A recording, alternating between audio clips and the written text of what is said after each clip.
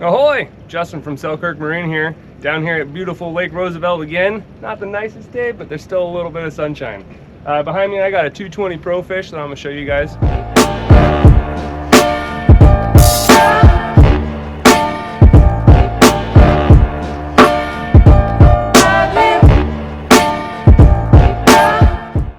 Start right out here on the front. You guys want some bow lights? We could do some spotlights, some floodlights. These ones are just the floods, but we can put plenty of lights on the front of your boat if you need to. All the railing, all the rocket launchers, everything like that, it's all anodized aluminum, so that shine's not going to wear off on you. Just walk right down here with me. We got your fuel fill right here on the side, nice and convenient to get to. We do have some swedged rod holders here, and there is a little stop in the bottom so you won't have your rods bottoming out on it. So same with these ones up here on the rocket launcher. Nice diamond plate step to be able to step onto. This guy opted for 2 rub rails, and they are fully welded. Top extrusion and bottom extrusion is also fully welded. This guy went for 4 downrigger pads. Haven't installed any mounts for those pads yet. I think he's going to go ahead and do that. On the Pro Fish, it's not a standard to put the diamond plate in the back, but this customer opted for that, which is just going to be way better for any kind of fishing. You know, it's super easy to clean. Just bust out the pressure washer and hose her down. So let me jump in here. All of our boats do come with a in-floor fish box right here. Plenty of room. You can fill it full of ice, a little bit of rock salt, and make a slurry. There is a gulper pump that is backing here, and what that does, that blue guy right there, it's a diaphragm pump, so it's not a macerator pump. So if you ever drop a fishing weight or fishing line or anything like that, it's not going to jam that pump up and kill it. We do have our standpipe right here, and all of our boats are standard with that. And it goes up here to the washdown pump. Over here on this side, we do have our manifold system, and what that is where your bilge pumps and that gulper pump is hooked to, so you only have one through hole on the outside of the boat. And it is fully welded. We don't have any plastic through holes on our boat. Back here we do have a live well, so this isn't just your standard fish box, and it's not our bait tank. So basically we'll turn the pump on and it'll constantly just recirculate the water, keeping those fish or crab alive. Simply put this plug in there. Make sure your standpipe is on. Walk right up here and turn your accessory on. And it will start filling. When it gets to that point, it's going to start pouring out that, and that's your overflow. So you can leave this on for the entire day. So if you got crab in there, excellent for them. Or if you just need to keep some fish alive while you're doing a tournament, get back to the dock, no big deal. I'll show you guys here in a minute when it's all full. So now that she's full, like I said, you can just leave it running all day long, and it's just going to simply drain out that little drain right there. So constantly getting nice fresh water in there the whole time. And this is our transom live well, not a bait tank. The difference in the bait tank is, in the bait tank we actually round the corners, so if you have bait swimming around, they won't get into the corners and beat themselves up. So, but these work phenomenal for crab. But like I said, if you're going to fish in tournaments and you bring live fish back, so make sure you get that first prize. These are an awesome thing. So simply close the lid, good to go. This guy went with the Suzuki 250. A 9.9 kicker. The kicker's also hooked up with a Reactor 40, which is an autopilot. We'll show you guys that a little bit later when we're out there.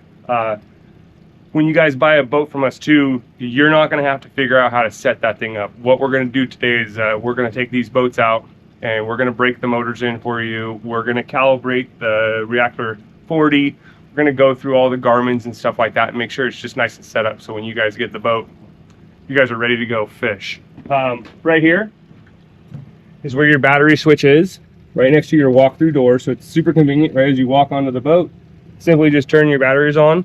And in this boat there are 2 batteries, one for your motor and then one for your house, and they're isolated, so they're not They're not hooked together. If you want to hook them together, you can turn that switch to emergency mode, which will combine the power. It also has an ACR, which is an automatic charging relay.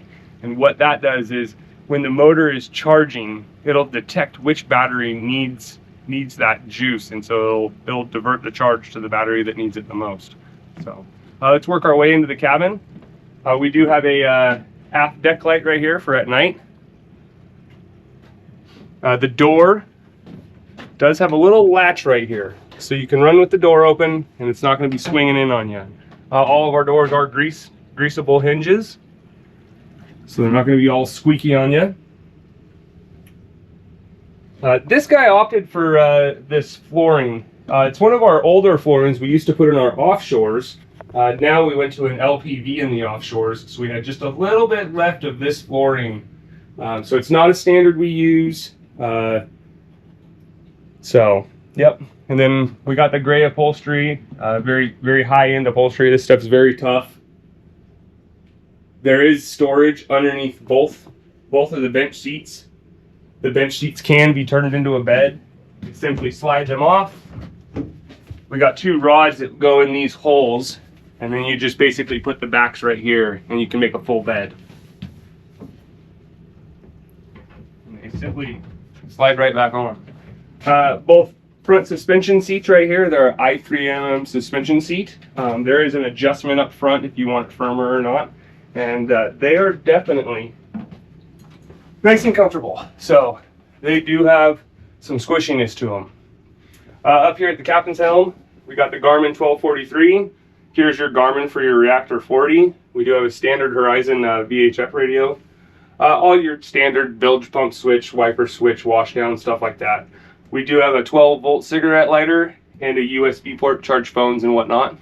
You got your throttle over here, standard steering wheel with suicide knob, super convenient. Fuel gauge, and then some windshield wipers. We do have dual windshield wipers, which is definitely nice. So if you have a passenger out, want to be able to see. So more storage underneath both seats up here, storage under here, and then plenty of storage up underneath both of the consoles here.